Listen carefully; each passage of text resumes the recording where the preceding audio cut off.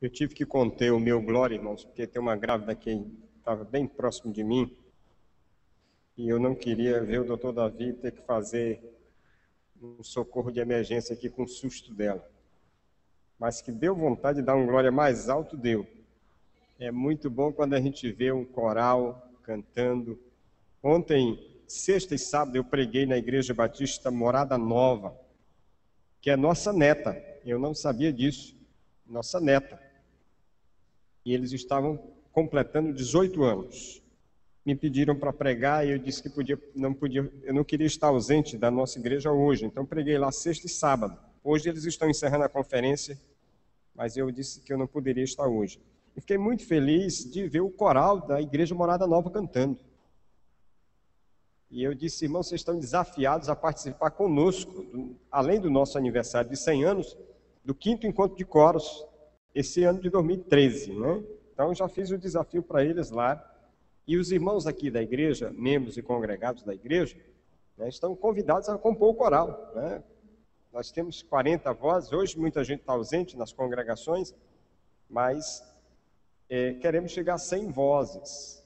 E nós só temos o ano de 2013, porque o de 2012 já foi, né? Só temos o ano de 2013. Domingo passado, irmãos, pregamos aqui sobre o cuidado de Deus conosco. Nós temos alguns pequenos grupos que funcionam durante a semana. Irmãos que se reúnem nos lares e o que a gente faz nesses pequenos grupos é falar sobre a pregação do domingo à noite. Não temos nenhum material específico. Os pequenos grupos a gente fala o que Deus falou conosco durante a pregação de domingo à noite. E eu sempre vou no pequeno grupo de segunda-feira, que é o único dia da noite, única noite que eu posso participar. E eu fiquei muito comovido de ver os irmãos falando sobre a pregação de domingo à noite, domingo passado. Eu nunca pensei que tantos irmãos estivessem tão necessitados de mensagem sobre o cuidado de Deus. E usei o texto da primeira epístola de Pedro, capítulo 5, verso 7, onde a palavra de Deus diz, lançando sobre ele toda a vossa ansiedade, porque ele tem cuidado de vós. Fiz a leitura do versículo 6 inicialmente, que o texto nos manda nos submetermos ou ficarmos embaixo da potente mão de Deus. O mundo que nós vivemos é um mundo que gera em nós ansiedade. Não é fácil viver nos tempos de hoje. Nós estamos constantemente preocupados com algo que possa nos acontecer ou acontecer com qualquer dos nossos. Isso é tão forte que mesmo os nossos filhos pequenos a gente leva para as creches e nós terminamos escolhendo aquelas que a gente pode olhar pela internet e ver o que está acontecendo lá. Então imagina que você é pai, você está no trabalho, mas você fica tão ansioso do que possa acontecer com seu bebê lá numa creche, sua criança numa creche, que você está no trabalho de vez em quando vai na internet para olhar o que está acontecendo lá.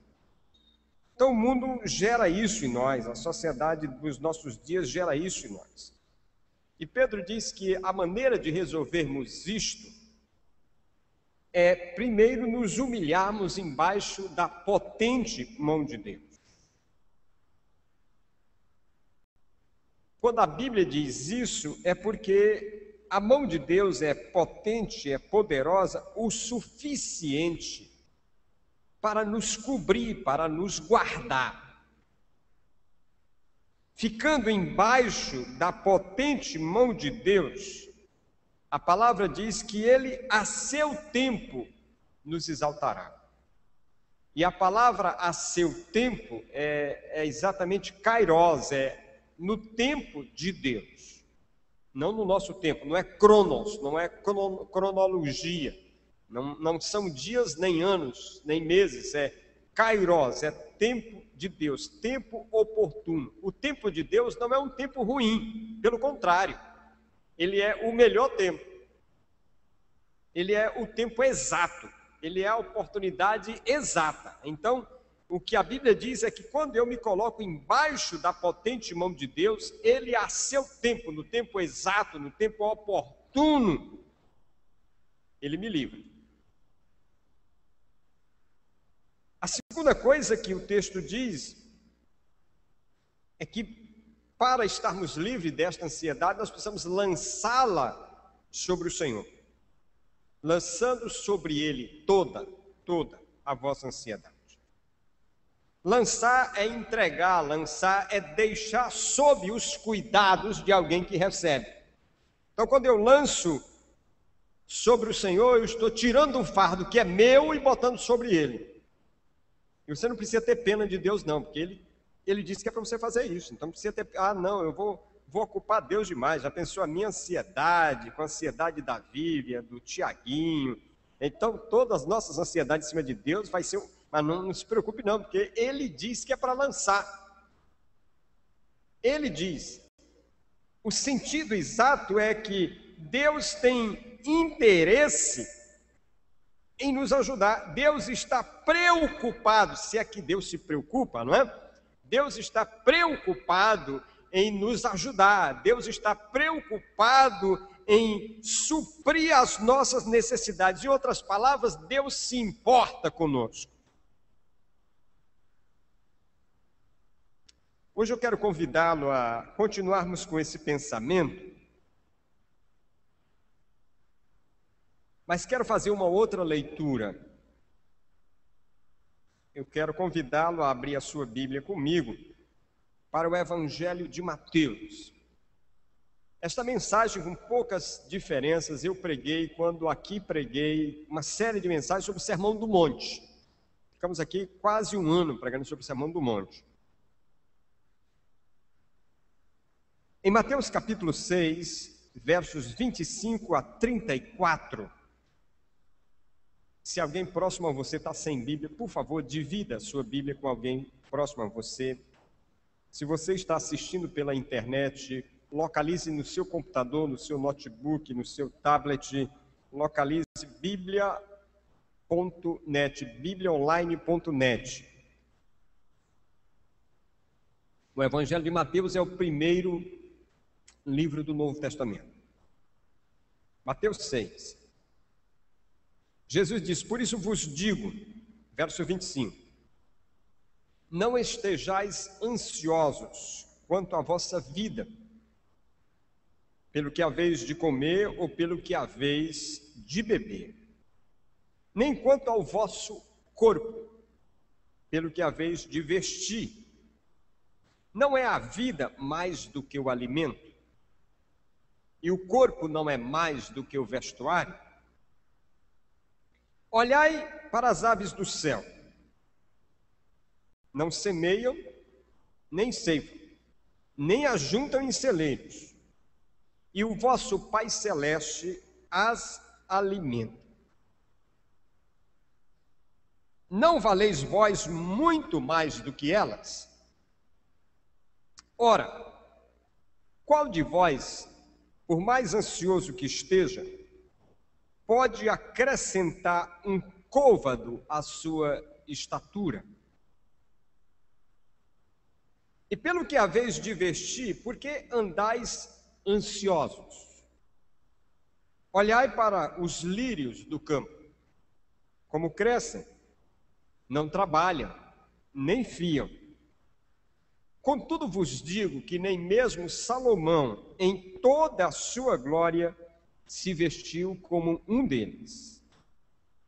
Pois se Deus assim veste a erva do campo, que hoje existe e amanhã é lançada no forno, quanto mais a vós, homens de pouca fé.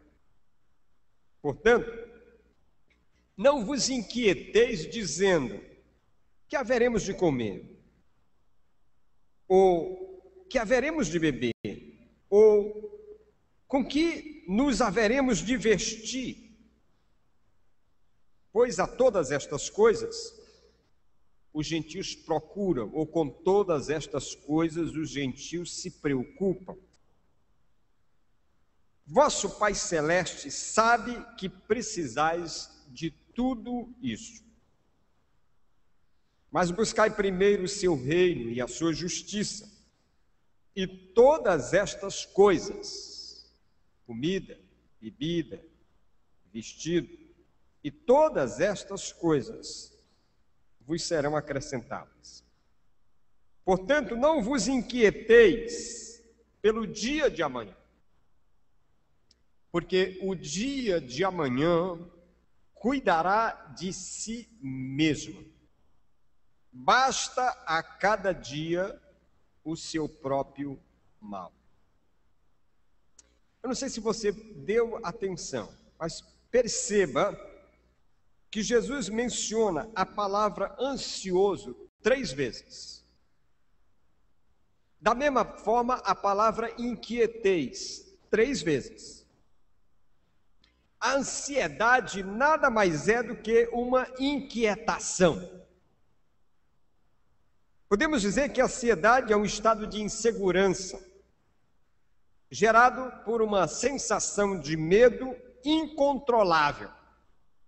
Ainda que a situação real não ofereça nenhum perigo, aquele que é ansioso vai encontrar perigo e ter medo.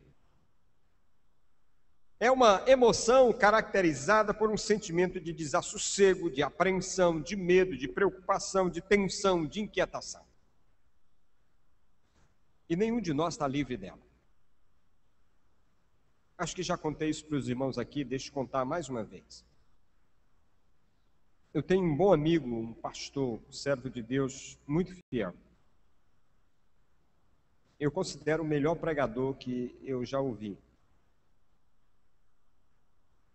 E ele sempre foi um homem muito dedicado a Deus.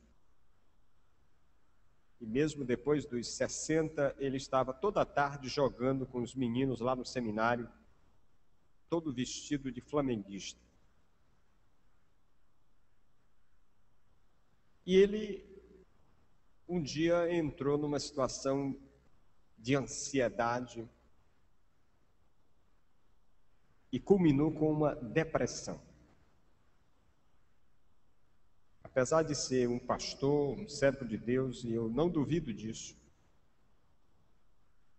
ele hoje está encostado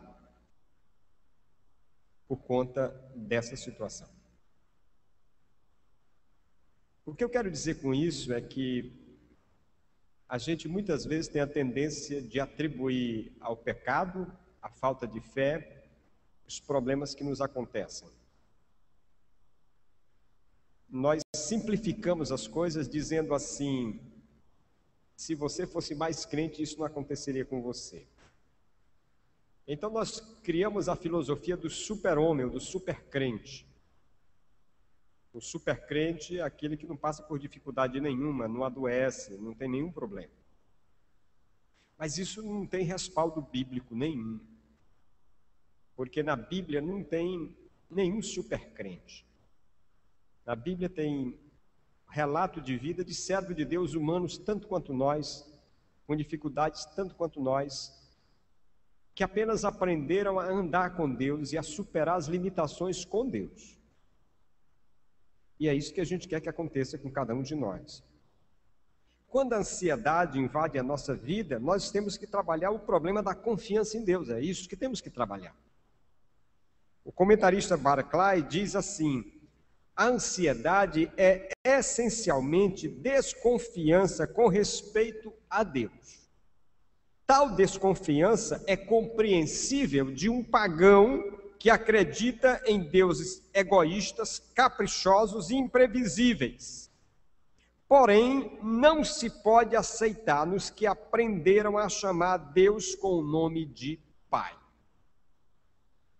A ansiedade nada mais é do que a gente não estar confiando como deveria confiar em Deus. E eu sei que isso não é uma coisa simples, que eu vou dizer aqui, você vai sair daquela porta, está resolvido na minha vida. A partir de agora, direi para Deus, confio plenamente e acabou isso. Eu sei, não é assim que funciona.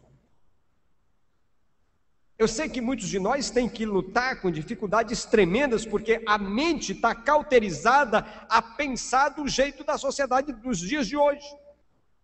Para muitos de nós, o simples fato, às vezes, de descer no elevador é algo terrível.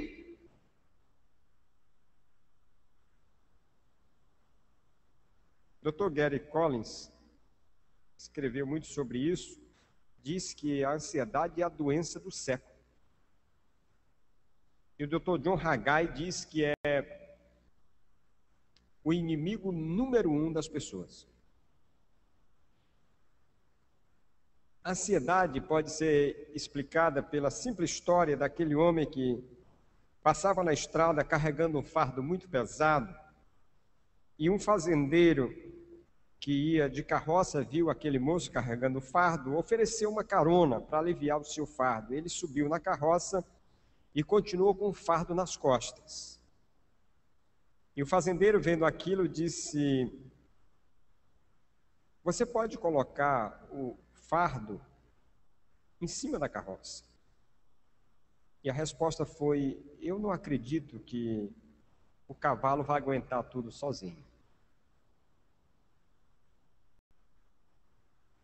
A ansiedade diz que a gente começa a levar um fardo que não tem necessidade de levar.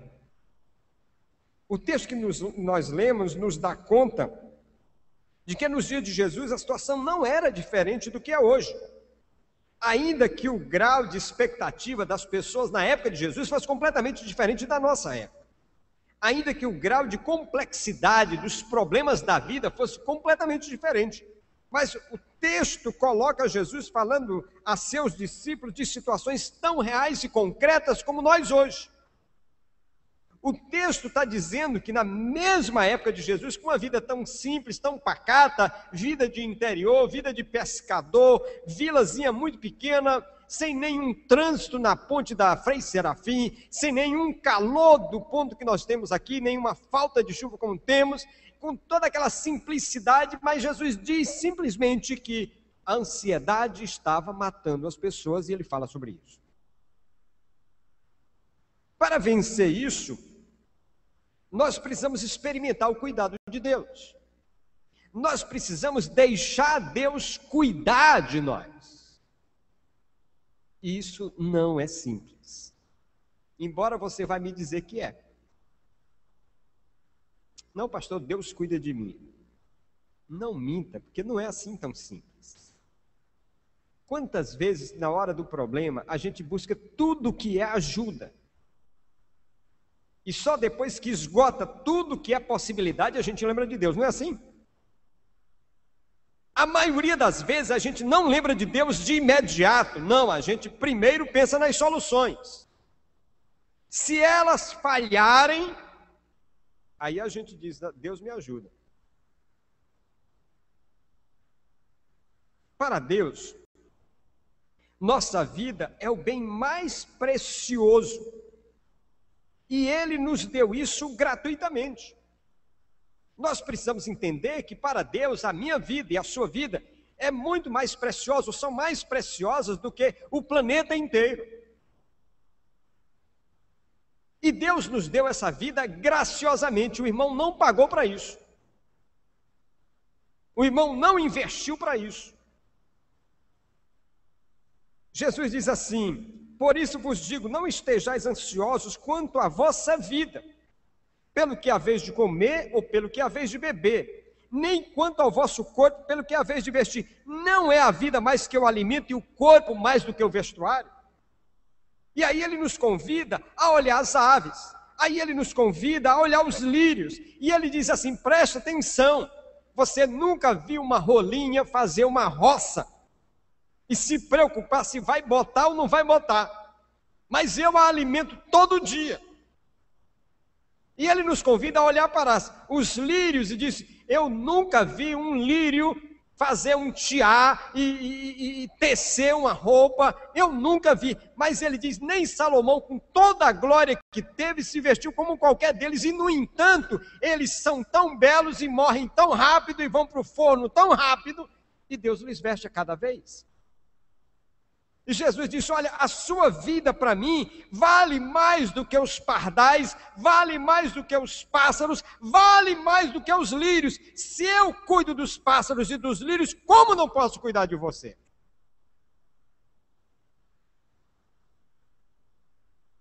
Meus irmãos, com o desmatamento, a gente está sofrendo muitas coisas. Os irmãos acompanham na televisão. Outro dia, numa cidade do interior de São Paulo, uma sussuarana estava no quintal da família. Né? E a gente, aqui em Teresina, lá no meu quintal, na rua de casa, eu acompanho as rolinhas, sangue de boi, fogo pagou. Estão lá. Eu as acompanho, elas fazem ninhos nas minhas plantas lá do quintal, e eu vigio os ovos, eu vigio os filhotes. Deus está me usando para abençoar aqueles passarinhos lá da minha rua. Mas o interessante é que o lugar deles não é na cidade, o lugar deles era lá na mata, mas queimaram tudo, destruíram tudo, e eles vieram para a cidade, e mesmo assim eles estão vivinhos da Silva, mesmo assim eles estão sendo sustentados todo dia. Jesus disse: olha, quem de vocês, com a ansiedade que tem, com a preocupação que tem, pode aumentar 40 centímetros da sua altura? Quem é que pode aumentar um dia de vida? Então, o que Jesus está dizendo é: a sua vida é mais preciosa do que todas estas coisas. Se eu cuido de coisas menos importantes, por que não cuido da sua vida? Nós precisamos confiar em Deus como aquele que é soberano para cuidar. Às vezes eu penso que nós servimos a Deus mais pelo medo do que pelo amor. É mais ou menos assim: se eu não for fiel, Ele me acerta. Então deixa eu ser fiel. E na verdade Deus não quer um serviço que seja nem de barganha, nem de medo. Deus quer um serviço que seja de amor e companheirismo, porque Ele é Pai.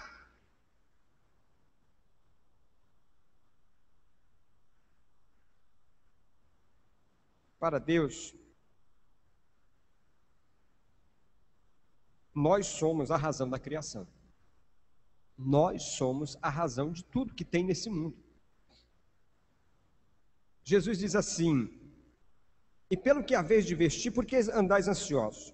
Olhar para os lírios do campo, como crescem, não trabalham nem fiam. Contudo vos digo que nem mesmo Salomão em toda a sua glória se vestiu como um deles.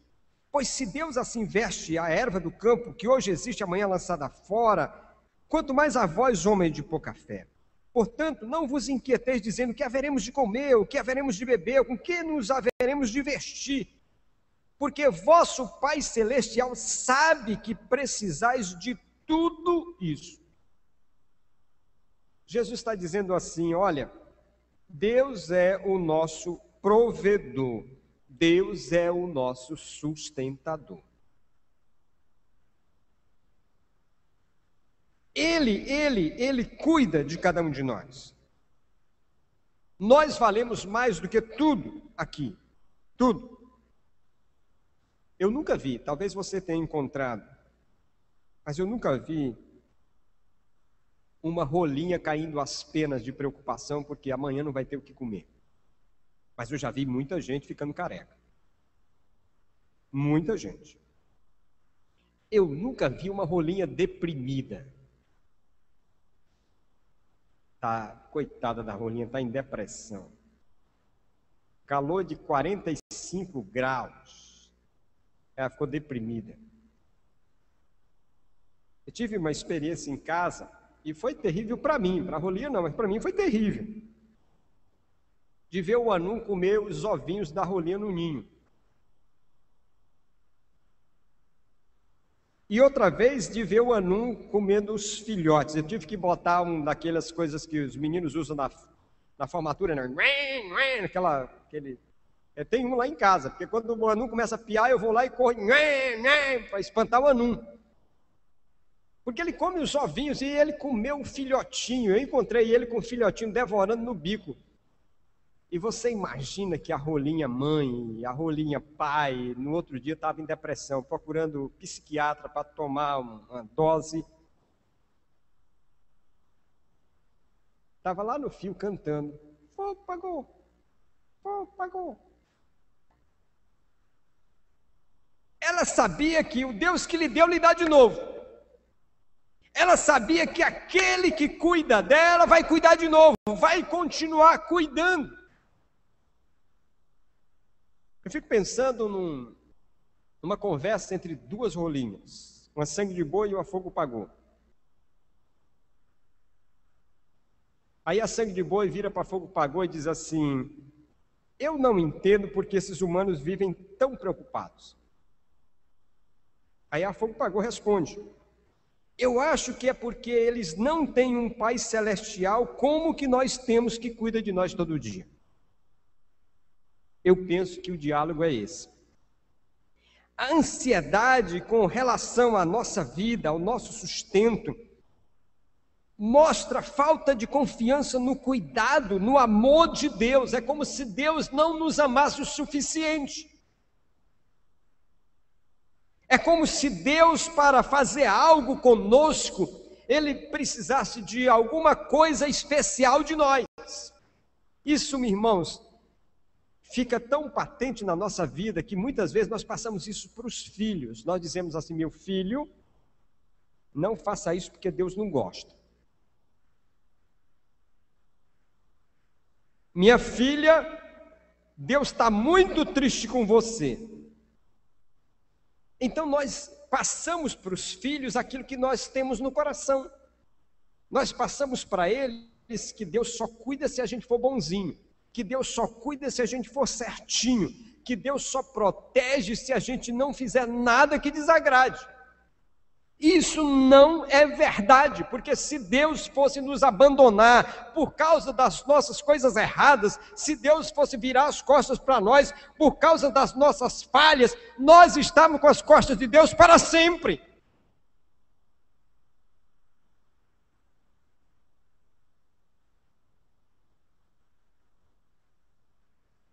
Meus irmãos, Deus nos ama porque nos ama. Por Ele mesmo. Não é por minha causa, nem por sua causa, não é porque eu sou bonito e nem que você é bonito ou bonzinho. Deus nos ama porque Ele decidiu nos amar. E Ele vai nos amar independentemente do que fizermos. E não é que Ele vai se agradar dos erros nossos, Ele vai nos corrigir nos erros. Mas mesmo nos corrigindo, Ele nos ama nos erros. Imagina aquela mulher que com 40 anos entrou num clima de ansiedade terrível, achando que ia morrer de câncer. E aí foi para psicólogo, para psiquiatra, passou a fazer acompanhamento todo dia, porque ela ia morrer de câncer, ela ia morrer de câncer, ela ia morrer de câncer. Toma remédio e faz acompanhamento, e faz terapia, e faz isso, e ela vai morrer de câncer. Mas tudo que é exame que ela faz não tem nada, mas ela vai morrer de câncer. Aí ela morre com 70 anos de pneumonia. Perdeu 30 anos da vida achando que ia morrer de câncer. 30 anos preocupada com uma coisa que nunca aconteceu.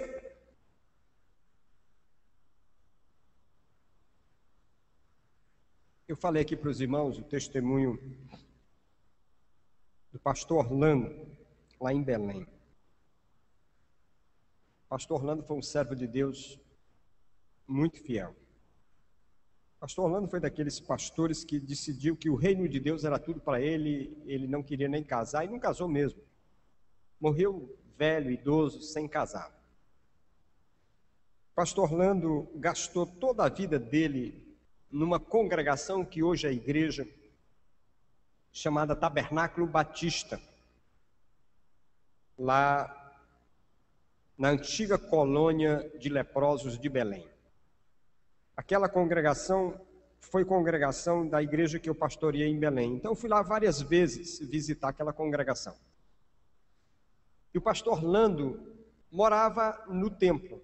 Aqui atrás do batistério, ele tinha uma cama de solteiro.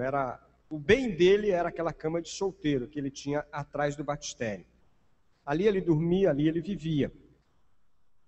E algumas vezes que eu fui lá naquele leprosário fazer visitas com ele, era impressionante, porque eu encontrei várias pessoas que não tinham os membros, já não tinham as mãos, alguns que andavam em carrinhos tipo rolimã, porque são pobres, não tinham como fazer outra coisa, mas os membros inferiores já não existiam. E pastor Orlando viveu ali dentro até morrer. Nunca foi contaminado. Nunca. Morreu de derrame. Morreu de derrame. Nunca, nunca a potente mão de Deus estava com ele ali, e ele nunca. As pessoas que iam ficavam impressionadas com o que viam. Alguns nem queriam ir para lá, porque eu vou visitar lá, eu posso pegar lepra, eu posso ficar contaminado. O pastor Orlando morava lá. Hoje já é aberto, é um bairro, um grande bairro de Marituba, então não tem mais aquele preconceito, isolamento que havia. Mas na morte do pastor Orlando, eu fui lá, porque eu queria dar uma palavra naquele culto, porque eu vi aquele homem como um santo homem de Deus. E no momento do culto, o médico lá da comunidade pediu a palavra. Ele não é evangélico, ele pediu a palavra no culto, ele queria dar uma palavra. E ele disse mais ou menos assim, ele disse: eu quero dar uma palavra porque talvez os batistas não entendam quem morreu hoje. Ele disse: eu queria que vocês entendessem que aqui morreu um homem de Deus. Então ele contou a seguinte história. Ele disse que um dia ele estava com o padre, que ele chamava o seu pastor, né, o padre lá da comunidade, conversando, e era um domingo de manhã, havia terminado o culto na igreja batista, e ele disse: o pastor Orlando passou por nós e nos cumprimentou, deu bom dia e continuou. E ele disse, depois que o pastor Orlando saiu, nos cumprimentou e passou, ele disse: o padre, o meu padre, olhou para mim e disse assim: eis aí um homem de Deus. Eis aí um homem de Deus. Sabe, pastor Orlando nunca teve bem nenhum nessa vida, mas Deus o protegeu, Deus o guardou, Deus o honrou, e ali tem uma igreja, fruto da vida daquele homem. Jesus diz assim: por que andais ansiosos? Por que ficar preocupado? Jesus diz: considerai, olhai, considerai os lírios, considerai as aves.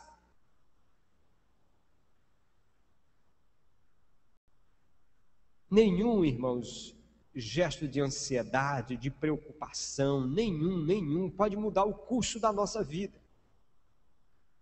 Nada.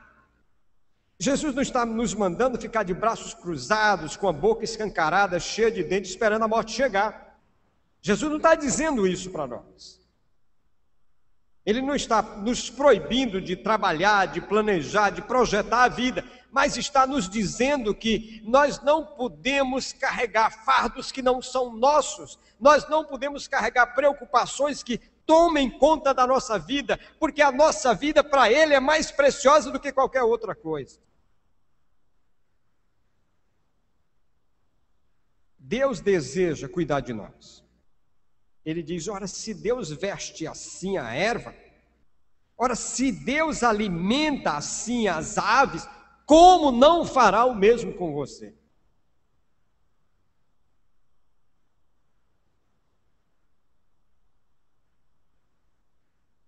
Há uma canção que nós cantamos, eu falei isso domingo passado, no hino que diz: Deus cuidará de ti, em cada dia proverá. Para Deus, Ele é suficiente para nós. Ele é suficiente. Para Deus, Ele nas nossas vidas deve ser o suprimento de tudo. Para Deus, Ele na minha vida, Ele na sua vida, deve tirar todo o medo, toda a preocupação. Ele na minha vida, na sua vida, deve fazer com que a minha vida seja alegre e transbordante. Não é que eu não terei problemas, é que eu não me deixarei abater pelos problemas. Jesus diz assim: buscai, pois, em primeiro lugar o seu reino e a sua justiça, e todas, não são qualquer uma, mas todas estas coisas todas elas vos serão acrescentadas. Portanto, não vos inquieteis com o dia de amanhã, porque o dia de amanhã trará seus próprios problemas. Basta a cada dia o seu mal. Jesus está dizendo assim: Elcio, viva um dia de cada vez. Viva um dia de cada vez. Eu lembro quando garoto que tinha que ir ao dentista, a pior coisa do mundo para mim, pai Chico, era ir ao dentista. Eu já sofria no dia antes. E às vezes eu voltava do dentista chateado, porque eu sofri tanto antes e não aconteceu nada na hora. A dor que eu imaginava não veio, mas eu já tinha sofrido. Jesus está dizendo que os valores do reino de Deus estão acima de todos os valores do homem. Buscai primeiro o seu reino, a sua justiça. Aquele que vive com Deus em primeiro lugar, aquele que vive com a vida nas mãos de Deus e Deus na sua vida, este tem a garantia de todas as coisas acrescentadas. O Senhor cuida.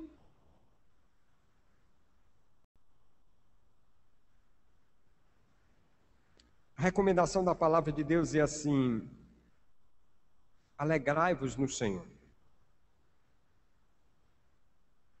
lançando sobre Ele toda a vossa ansiedade, porque Ele tem cuidado de vós. Regozijai-vos sempre no Senhor, outra vez vos digo, regozijai-vos, seja a vossa moderação conhecida de todos os homens.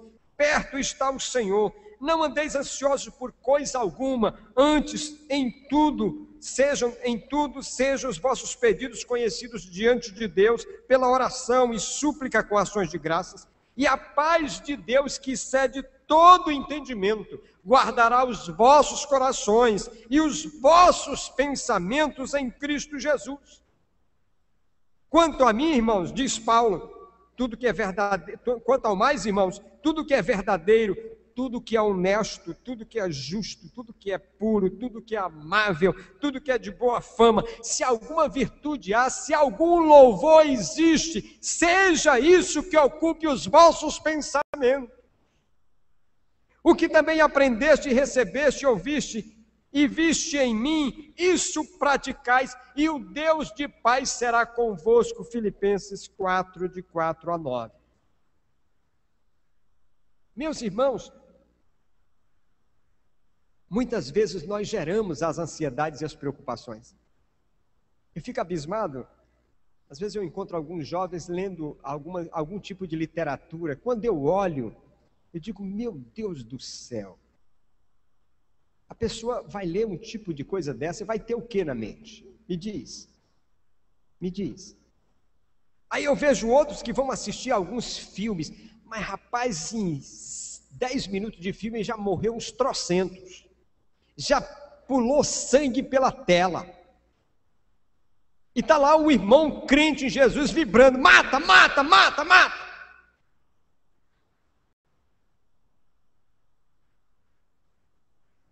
Aí a palavra diz assim, tudo que é honesto, tudo que é justo, tudo que é puro, tudo que é amável, tudo que é de boa fama, se alguma virtude há, se algum louvor existe, isso ocupe os vossos pensamentos. Sabe quem é que manda na sua vida, abaixo do Senhor Jesus, e às vezes se torna até acima dele, é a sua mente. Se você ocupa a sua mente com algumas coisas, pode ter certeza que a sua vida vai ser resultado disso. Se você enche a sua mente de violência, pode ter certeza, vai ser resultado disso. Se você enche a sua mente de medo, de preocupação, pode ter certeza, a sua vida é um reflexo disso. Kleber Lucas canta assim, eu preciso aprender um pouco aqui, eu preciso aprender um pouco ali, eu preciso aprender mais de Deus, porque Ele é quem cuida de mim.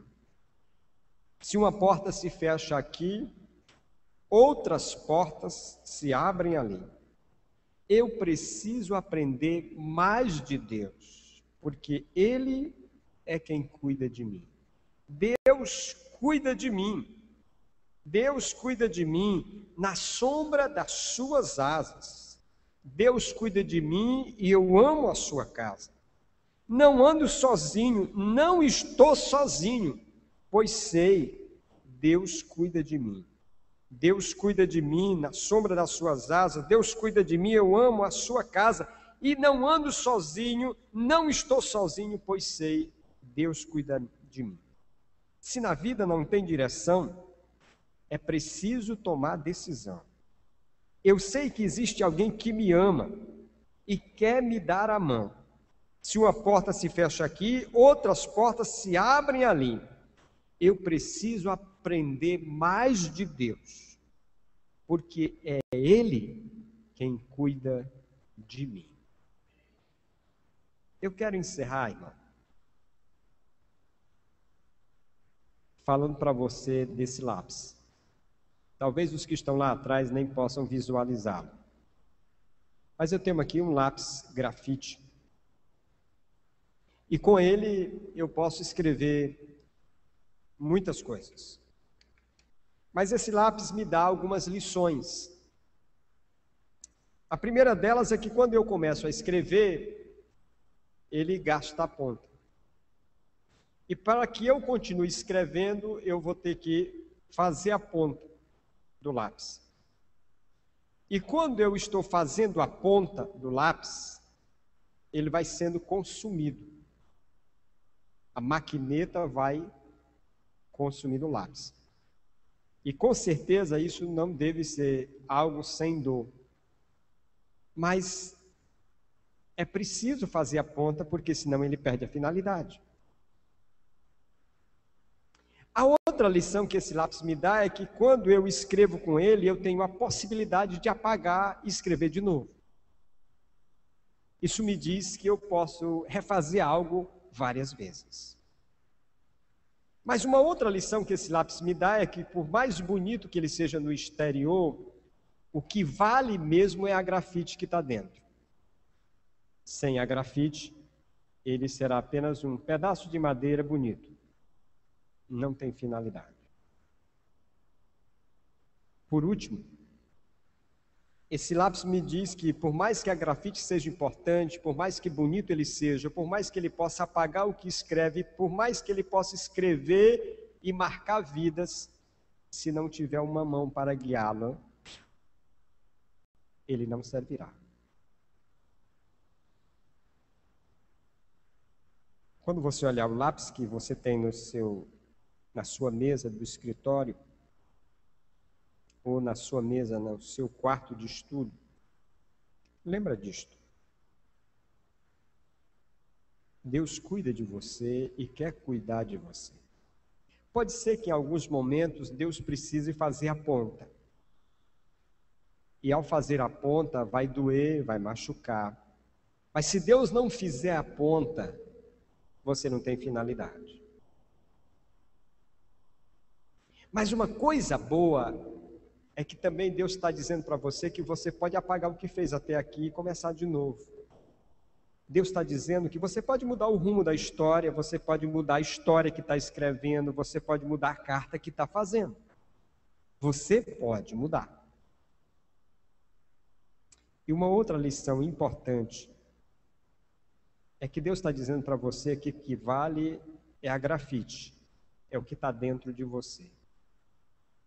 Se você mudar o que está dentro, o que está fora muda também. Se Deus mudar o seu coração e o seu pensamento, o que está fora muda também. Se Deus tirar o medo do seu coração, você não vai agir com ansiedade. Mas Deus precisa alcançar o seu coração. Deus precisa alcançar o que está dentro. E por último, se você não se colocar nas mãos de Deus para que Ele guie a sua vida, você não terá valor nenhum. Você precisa da mão de Deus para que a sua história seja escrita.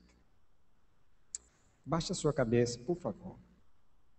Eu queria que você falasse com Deus por alguns minutos. Fale com Deus.